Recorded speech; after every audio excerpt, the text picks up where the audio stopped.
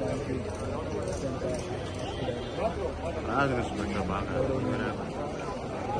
ఎన్టీఆర్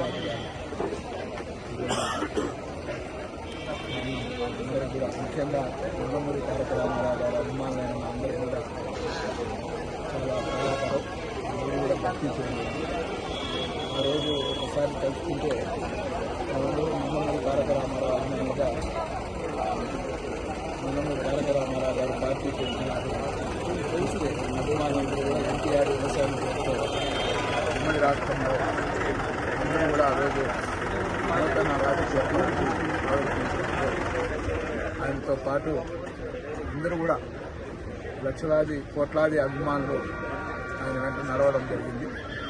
ఆ రోజు ఎన్టీఆర్ రాజు గారు ప్రధానంగా కూడా తిరుమలలో కూడా వాళ్ళ ఇంటి పైన జెండా ఎగరేసి పార్టీ జెండా ఎగరేసి ఆ రోజు నుంచి కూడా చాలా కాలం కూడా ఇంటి పైన కూడా జెండా ఉంది. అందరూ చూసారు. స్థానిక తిరుమల అంటే ప్రత్యేకమైన అభిమానం నందమూరి తారక రామారావు.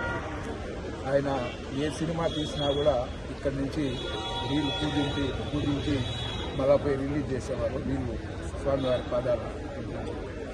అప్పుడు కూడా ఎన్టీఆర్ రాజు గారు ప్రతి దీంట్లో కూడా ముందుండి ఆ యొక్క కార్యక్రమాన్ని నిర్వహించి ఆయన ఒక అభిమానిగా గర్వంగా నందమూరి తారక రామారావు అభిమానిగా చెప్పుకున్న ఏకైక అని చెప్పచ్చు.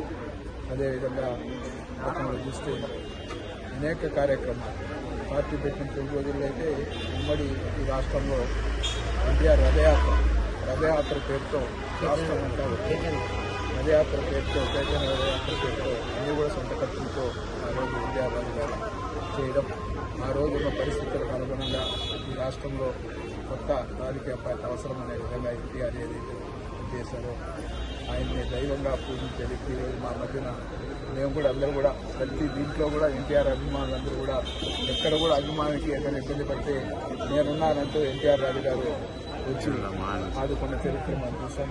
తిరుమలలో కానీ ఇతర ప్రాంతాల్లో కానీ ఎక్కడ ఏం జరిగినా కూడా నందమూరి అభిమానులకి ఉన్నటువంటి ఈరోజు అలాంటి వ్యక్తి ఇక్కడ లేకపోవడం, వాళ్ళ కుమారులు కానీ అందరూ కూడా శ్రీధర్ వర్మ ఇద్దరు కూడా మీడియా కోఆర్డినేటర్గా ఉన్నారు. ఈ విధంగా చెప్పుకుంటూ పోతే ఎంతో గర్వించదగ్గ ఒక భారతదేశంలో